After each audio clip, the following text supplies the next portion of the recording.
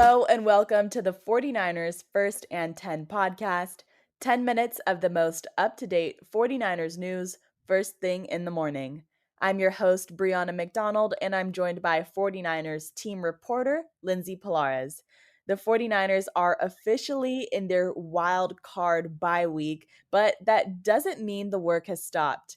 We received some team updates from head coach Kyle Shanahan in his conference call yesterday, and he gave some insight on the team's practice schedule this week. So, Lindsay, what's it going to be like to not have a game this weekend, but still stay the course of training, working out, and keeping their momentum? Yeah, Brie, not so dissimilarly from what we saw in week 18. The 49ers are navigating this line of trying to get healthy, conserve energy, get ready for the playoffs, but still remain mentally sharp, in football shape. And I do think that the practice schedule very much reflects that.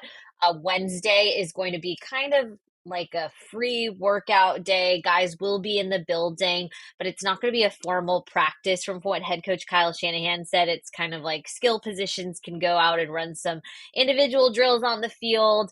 They'll be lifting, light work Wednesday and then full go practices on Thursday and Friday. He said that last week the 49ers had just one full go practice. They're trying to up that to two during the bye week. And then, of course, they're going to have the weekend off just because this is going to be really the last time to get a couple of days off before what they hope is an extended playoff run. At least one of the two full go workouts are going to be padded practices. So that's kind of what to expect from this wild card week for everyone else, bye week for the 49ers. The head coach shared that there's a fine line in resting and being ready, and how the team is trying to stay sharp and continue improving. So here's what Kyle Shanahan had to say about navigating the bye week. We earn this time to sit and rest a little bit and try to get ourselves in the best position for next week, but resting doesn't always help you. I mean, you got to be ready, and the way you get ready is you don't just sit around and wait for the moment. You got to work for that moment. So there's a very fine line in all that. We're trying to balance it out as a team from my standpoint, just guys who can get healthy, trying to help them do that. I think we started that last week.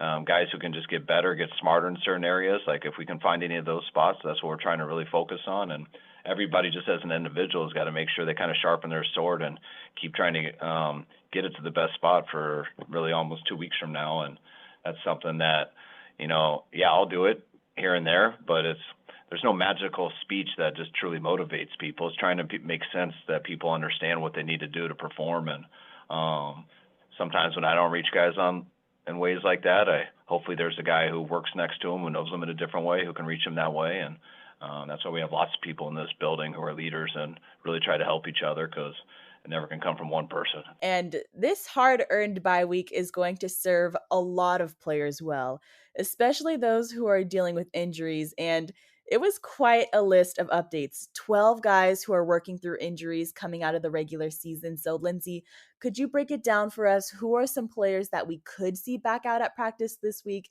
and which guys are sitting out this week? Yes, Brie, like you mentioned, the 49ers injury list is in double digits, but I don't want that to be a huge alarm to the 49ers faithful, just anyone interested in this team, because head coach Kyle Shanahan actually said he feels good about this injury list because the 49ers do have the luxury of time with the bye week. They're not going to be playing on wild card weekend, and then they've still got a full week separating them from the divisional round game that's going to happen at some point the weekend of January 20th. So I think some notable updates. There's 12 names on this list, but running back Christian McCaffrey, he's going to be sitting out for a second straight week with that calf strain, but they feel very confident that he'll be back at practice next week. Ambry Thomas, who we heard had hand surgery last week, should be back at practice this week. He wasn't expected to miss significant time, and it's kind of working out in that way. Defensive lineman Arik Armstead, who's been dealing with foot and knee injuries. He has not played since week 13. He closed out that Eagles game and has not had playing time since. He's actually expected to be back at practice this week. I think the working plan is to have him practice on Thursday, see how it goes, and possibly have him in on Friday as well. Wide receiver Juwan Jennings, who spent some significant time in the league's concussion protocol, has cleared.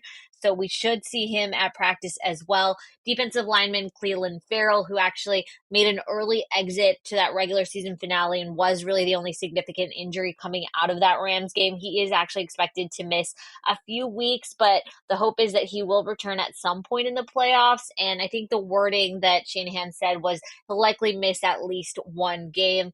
Safety Taylor Hawkins, who made his NFL debut against the Rams, actually suffered a wrist injury that he will need surgery on. And then we remember tight end George Kittle had some back spasms pregame, ended up not playing against the Rams. He's doing much better.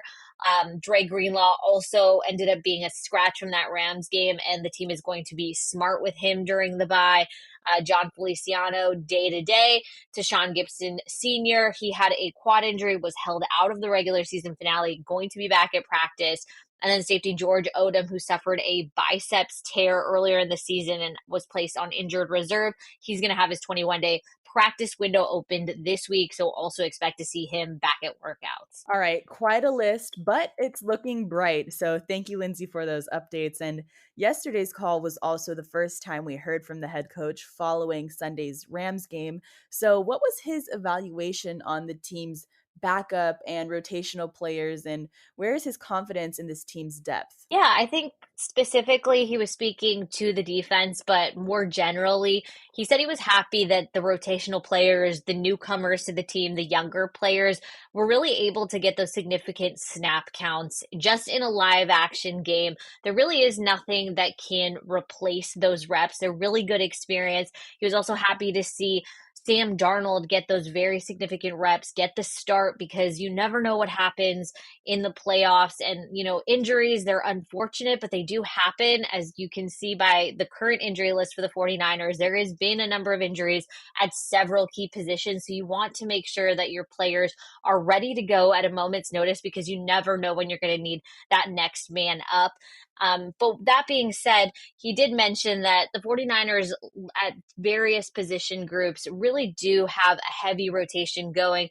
You can see that specifically on the defensive line, at the nickelback position. Players are rotating in and out in order to keep them fresh, keep them ready as the game is going on. So rotational players are getting those significant reps, but to have the large majority of them in that regular season finale, he was really happy that that was something they were able to do. Now that the 2023 regular season has come to a close, now is the time that the awards start rolling in. And we have some exciting ones to announce. The NFL Players Association released its list for the second annual Players All-Pro team. And what's cool about this award is that it's voted on exclusively by active NFL players. And this honor is different from the AP All-Pro list that is soon to come. But it looks like 4 49ers players received NFLPA All-Pro honors. Lindsay, would you like to share who made the team? Yes, congratulations are in order for Trent Williams, Christian McCaffrey, Kyle Juszczyk, and Fred Warner. For Williams, Warner, and Juszczyk, this is actually their second time being voted onto the Players All-Pro team. And like you mentioned, Bree, this is a little bit different than when you see a Pro Bowl vote or just the AP All-Pro team, because this is 100% voted on by the players. They're the only ones voicing their votes in this, and they count for 100% of the outcome. So it's a very cool distinction to know that your colleagues across the league are the ones that voted you onto this list. So huge congratulations to those 4 49ers players. And, like you mentioned, award season is just ramping up. So we'll be very excited to see what else the 49ers bring home. Great. Well, that will do it for this episode. Thank you so much, Lindsay, for joining me in this update. Don't forget to follow First and 10 on Spotify and Apple Podcasts. Turn on the notifications so you're in the know when we post any breaking news updates. And thank you, Faithful, for tuning in.